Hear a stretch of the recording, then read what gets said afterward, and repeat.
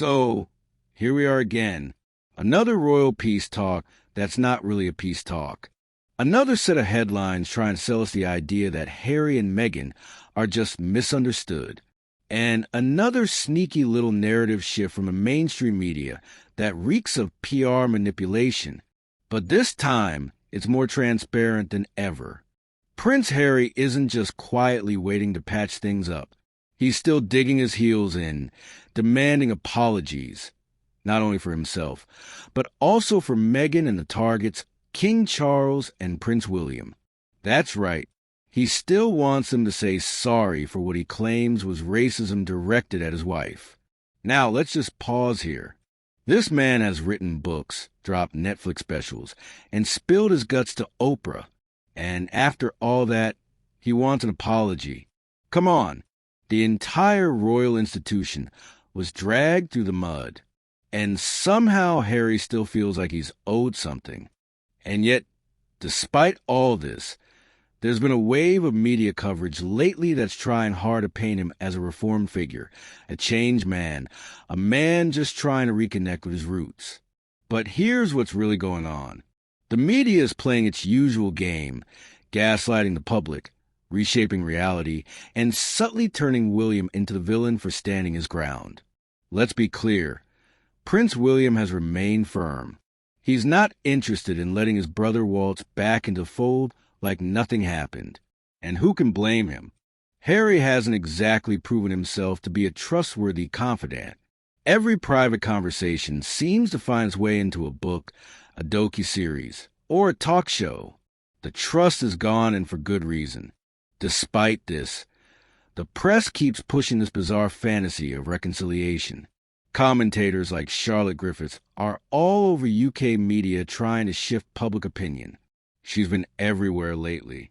GB News, Talk TV, you name it, insisting that Meghan couldn't possibly return to the UK because she fears being booed.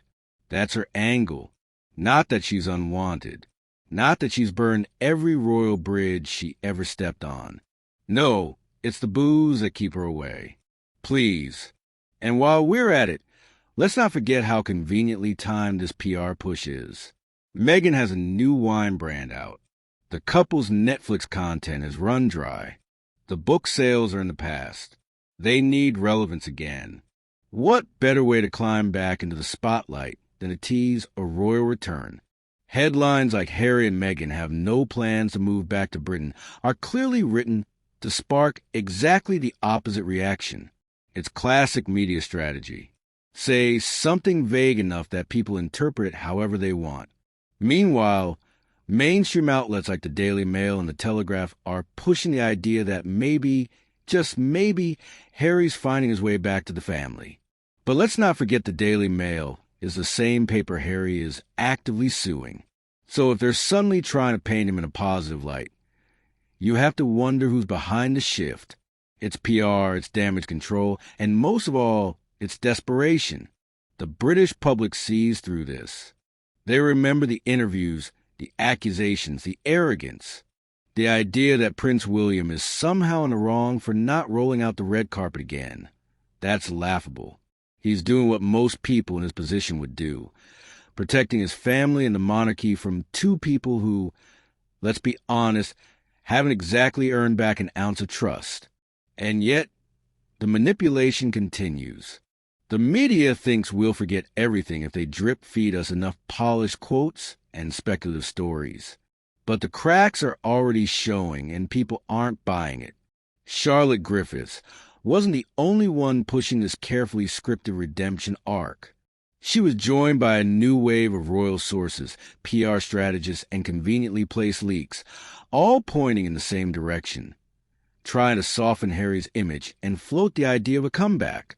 But there's something sinister in the way this whole campaign is being orchestrated. It's not just damage control. It's a full-blown attempt to rewrite history. And the timing couldn't be more calculated. With Meghan launching her wine brand on Queen Camilla's birthday, no less, it feels like every move is designed to provoke attention. This wasn't subtle. It was a public grab for relevance dressed up as innocent branding. Meghan knows exactly what she's doing. Attach your new product to the royal family just enough to generate headlines, but not so much that you look desperate. It's the oldest trick in the celebrity PR handbook, but in this case, the public can smell it from a mile away. The mainstream media's involvement goes deeper than just narrative spinning.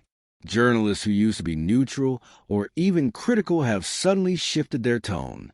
The Daily Telegraph's royal editor, Victoria Ward, wrote a piece filled with carefully worded speculation, hinting that Harry might be changing course and seeking reconciliation. The same man who just months ago was suggesting his family was complicit in a plot against him. Now, suddenly, we're supposed to believe he's trying to mend fences. Come on. And then there's a curious case of the so-called Peace Summit, a meeting between Harry's aides and King Charles's communications team. A meeting that was allegedly private, but somehow ended up splashed across headlines within days. No one involved has taken legal action over the leaked photos. No one's even publicly condemned the breach of privacy. Why? Because it wasn't a breach. It was a setup, a choreographed moment disguised as a leak. PR insiders like Lauren Lawn Farrow, who spent years studying how the media works, were quick to call it out. She saw straight through performance, the language in articles, the framing of the photos, the tone of the coverage. It was all textbook, copy-approved storytelling. Lauren didn't mince words. In her view, someone with deep PR experience leaked this on purpose. It wasn't friends of the Sussexes. It wasn't an accidental slip. This came from within, and it's all part of a broader plan to manipulate how the public sees Harry and Meghan. The royal overlords of spin aren't just trying to change the public's opinion. They're also aiming their message at the firm itself. King Charles, Queen Camilla, and the palace insiders are being slowly fed this new narrative. The public wants reconciliation. Harry's matured. Meghan's focus is now on business. All of it is designed to wear down resistance inside Buckingham Palace. But it's not working on Prince William. William knows the game. He's seen what his brother has done. He remembers the betrayal, the books, the interviews, the Netflix docu-series, and he's not buying this PR pivot for a second. He's made it clear Harry and Meghan are not coming back, not as working royals, not as part-time influencers in royal packaging, not as anything. They had their shot.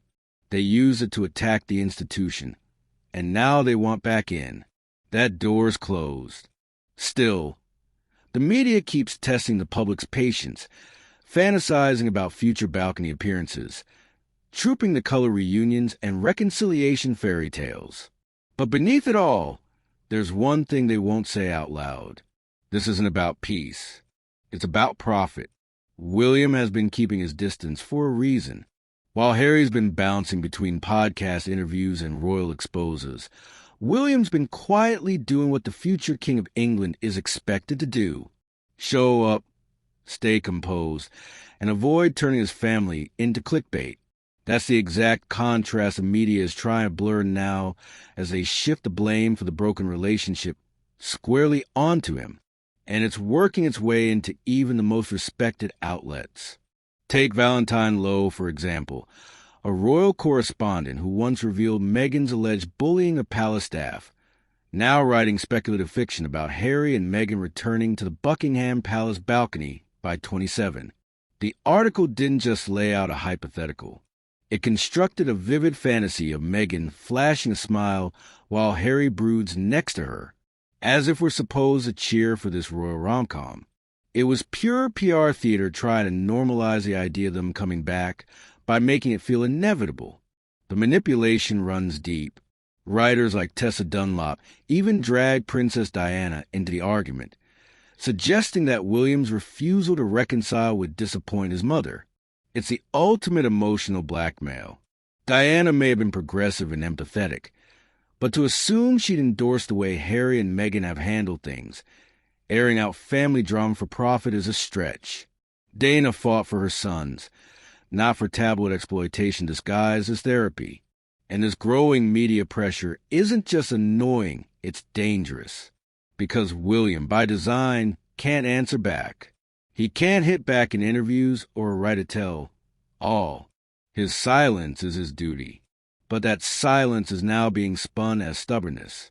He's being cast as the obstacle to peace while the actual instigators are framed as victims wanting closure. And the public is being nudged little by little to forget what actually happened, to forget the Oprah interview, the Netflix documentary, the book, the lawsuits. Meanwhile, back in California, Harry and Meghan are living in a 16B mansion while claiming financial hardship. They're hiring and firing communications teams at a dizzying pace, shopping around new business ventures, and clearly trying to milk whatever connection they still have to royal brand. Meghan launching a wine label wasn't just a business move. It was a signal. She's still playing the fame game using royal proximity whenever it suits her. And let's be real, America is over it, too. Once loyal supporters have started to turn, shows like South Park, Saturday Night Live, and Family Guy, all known for their liberal leanings, have roasted Harry and Meghan relentlessly. When your strongest allies start mocking you, it's a sign the tide has turned. Public sympathy is drying up, and even in the entertainment capital, where they thought they'd thrive, their act is wearing thin. That's what makes this media narrative push so frantic. The PR team knows the clock is ticking. Relevance is fading. Meghan's Netflix deal flopped. The Spotify contract got canned. And the book can only sell so many copies. They need to reset their image to stay in the game. And that's why this Peace Summit narrative, the sudden blow-up of Harry's public image, and the carefully timed leaks are all hitting now.